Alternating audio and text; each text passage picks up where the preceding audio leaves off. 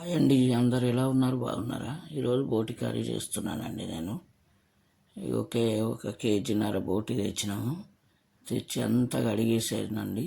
అంతా క్లీన్ చేసుకోవాలి. బాగా వేడి నీళ్ళు పెట్టుకొని క్లీన్ చేయాలండి. అంతా కడిగేసి పెట్టుకున్నానండి. ఇప్పుడు కడిగేసి చాలా టైం పడుతుందండి. గంట పట్టింది నాకు కడగడానికి. అంతా క్లీన్ అయిపోయింది. ఇప్పుడు స్టవ్ మీద ఒక కుక్కర్ పెట్టుకొని ఉల్లిగడ్డ పోపుకి వేయాలి. ఉల్లిగడ్డలు పోపుకి వేసేస్తే పోపుకి వేసి అందులో ఇంత ఇలాచి, లవంగము, సాజీరం పోపుకి వేస్తానండి నేను. పోపుకి వేసేసి ఉల్లిగడ్డలు వేసుకుంటా. ఇగో మిస్ అయిపోయిందండి ఉల్లిగడ్డలు వేసేటప్పుడు. ఆయిల్ ఒక పెద్ద స్పూన్ తోటి 3 పోసినానండి. అల్లం ఎల్లిగడ్డ గిట్ట వేసుకోవాలి. ఉల్లిగడ్డ గోలినాక అల్లం ఎల్లిగడ్డ వేసేసిన బాగా గోలాలండి. ఉల్లిగడ్డ అల్లం ఎల్లిగడ్డ గోలిన తర్వాత ఇది బోటి కడిగి పెట్టుకున్నది వేసేసేయాలి పోపుకు. చాలా బాగుంటుంది, కానీ పని గిట్ట బాగా అవుతుందండి. ఇక పసుపు బోటితోటి టైం తీసుకొనే చేయాలి. ఖాళీగా ఉన్నప్పుడే బోటి కర్రీ. అంతా కడిగి పెట్టుకుని వేసేసినానండి బోటి. కుక్కర్ వేసిన ఉల్లిగడ్డ గోలినాక కరివేపాకు, పసుపు అన్నీ అందులోనే వేసేసిన. టమాటా బోటి అండి ఇది. టమాటాలు వేసి వండుతా నేను.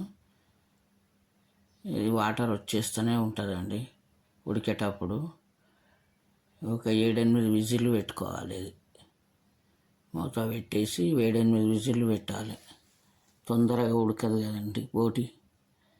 7-8 విజిల్లు పెట్టుకున్న తర్వాత ఇట్లా అయింది. ఇప్పుడు కారము, సాల్ట్ వేసుకోవాలి. ఇప్పుడు కొంతమంది పులుసు గిట్ట వేసి చేసుకుంటారండి. పులుసు వేసుకోవచ్చు, ఇది టమాటా వేసుకోవచ్చు. టమాటాలు జర పుల్లగా ఉండాలి.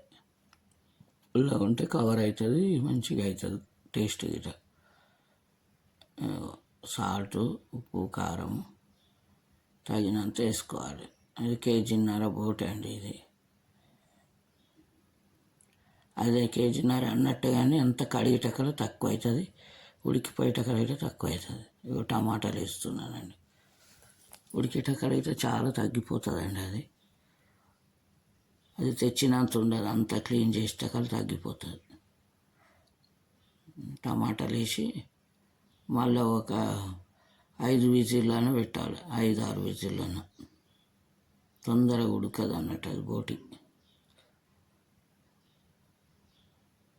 ఇగో ఇప్పుడు ఉడుకుతుందేమో చూడాలండి. ఇక బోటి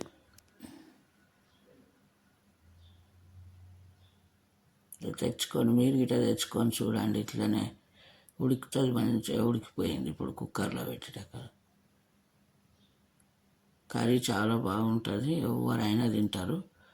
తెచ్చుకొని ఇట్లా చేసుకొని చూడండి. మీరు గిట్ట తినని వాళ్ళు అయినా తింటారు. అంత బాగా టేస్ట్ అవుతుందండి టమాటా బోటి. కొంత చింతపండు పులుసు పోసుకుంటే అయితే బాగానే ఉంటుంది. మసాలా పౌడర్ వేసిన లాస్ట్లో వేసేసి కొత్తిమీర గిట్ట వేసుకోవచ్చు. లాస్ట్లో కొత్తిమీర వేయాలి దించేటప్పుడు. ఈజీ అండి, చాలా ఈజీ, కానీ కడగడమే లేట్ అవుతుంది బోటి. బోటి అయిపోయిందండి. ఇప్పుడు మీరు గిట్ట తెచ్చి చూడండి, చేసుకోండి, మంచిగా అవుతుంది బోటి కర్రీ. కర్రీ చేసుకోవచ్చు, ఫ్రై చేసుకోవచ్చు బోటిని. ఇది కర్రీ చేసినానండి నేను, టమాటా బోటి కర్రీ.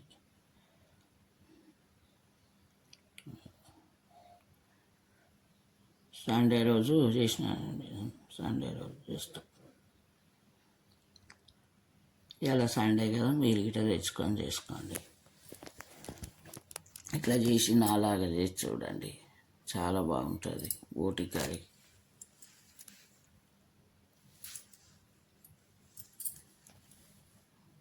నచ్చితే లైక్ చేయండి, షేర్ చేయండి, సబ్స్క్రైబ్ చేసుకోండి. నాలాగా చేసి చూడండి మీరు గిట్ట. మా అమ్మ అయితే ఇట్లనే చేసేదండి బోటి కర్రీ. ఆమె అయితే ఇట్లనే చేస్తుంది.